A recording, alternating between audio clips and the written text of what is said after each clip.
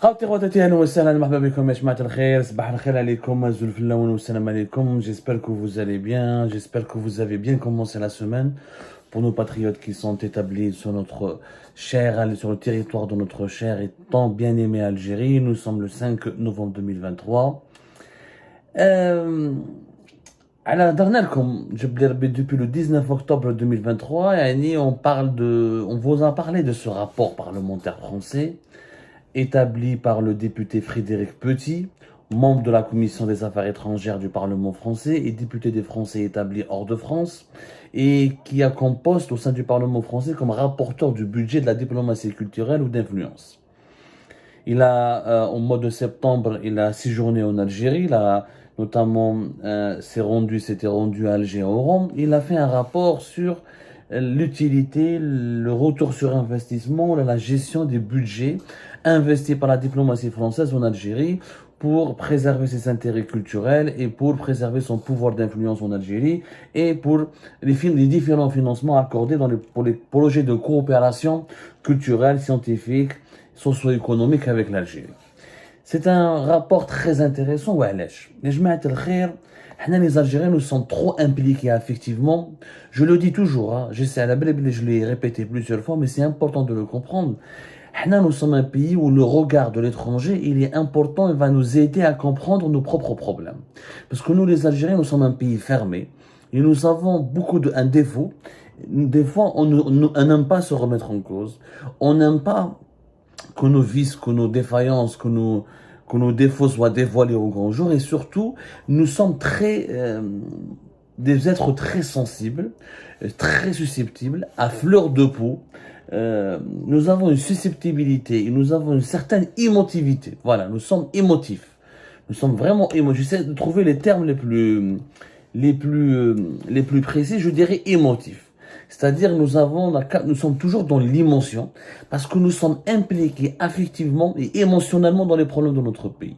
Et il y a un nationalisme, un patriotisme, je dirais plus qu'un patriotisme, un nationalisme tellement, parce que le patriotisme et le nationalisme pour moi c'est deux choses différentes. La patrie et la nation, la patrie c'est un concept pour moi noble, la nation c'est un concept politique dangereux parce qu'il est excluant, il est même des fois raciste et xénophobe. Nous avons un nationalisme tellement ancestral et historique qui des fois nous aveugle et n'arrive pas à trouver les solutions à nos problèmes.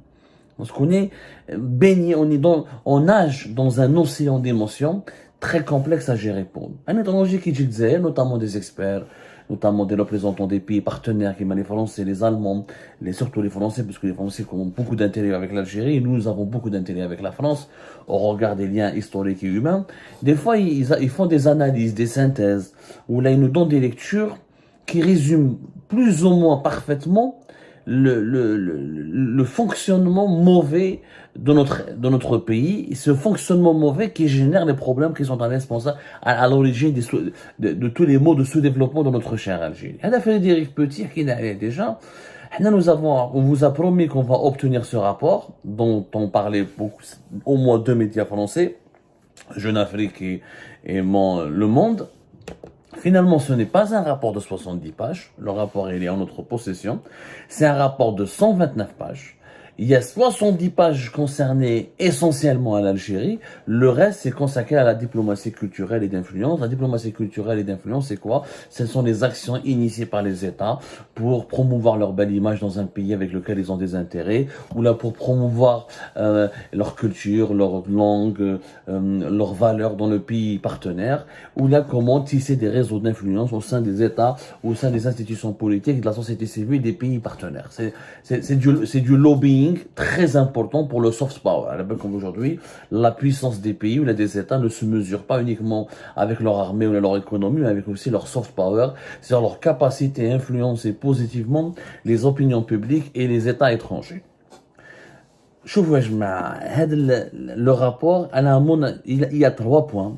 Il a cité 3 points qui explique à mon avis parfaitement le problème du régime algérien et parfaitement le problème du sous-développement de notre pays et pourquoi notre pays, en dépit de ses atouts, en dépit de son capital humain, de ses ressources énergétiques, de son sous-sol riche en richesses naturelles et en minerais, on n'arrive pas à se développer. Pourquoi?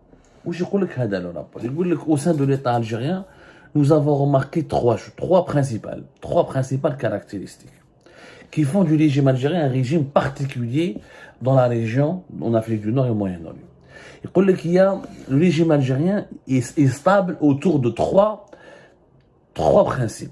Le régime algérien, il est instable en économie, dans ses décisions, dans ses orientations économiques, dans ses projets, dans ses relations géopolitiques, dans ses relations diplomatiques, dans ses relations de voisinage, ou là dans pas mal de ses orientations idéologiques. Mais il y a trois principes qui sont immuables et qui définissent réellement le régime algérien.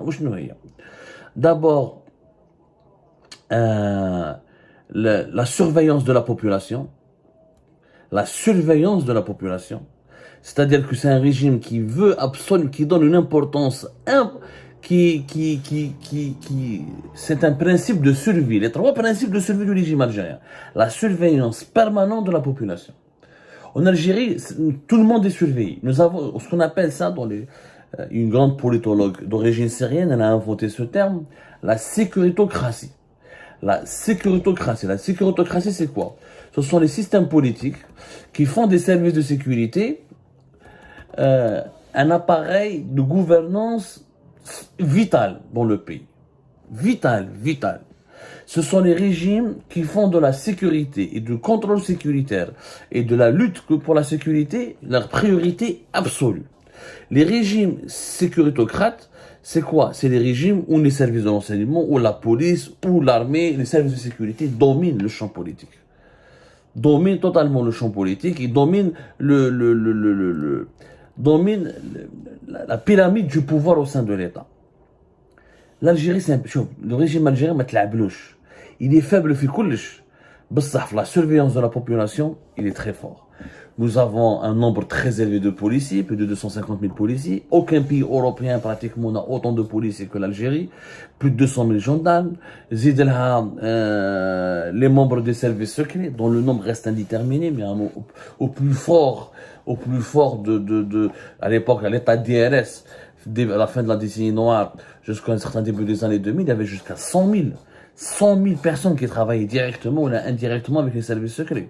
Maintenant, on n'en a pas. Mais il y a au moins 40 000, entre 40 000 et 50 000 entre les indicateurs, les sources, les véritables agents, les officiers, etc.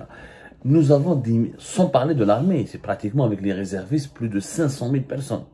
C'est un appareil sécuritaire très développé. Et donc la surveillance de la population est un principe fondateur du régime.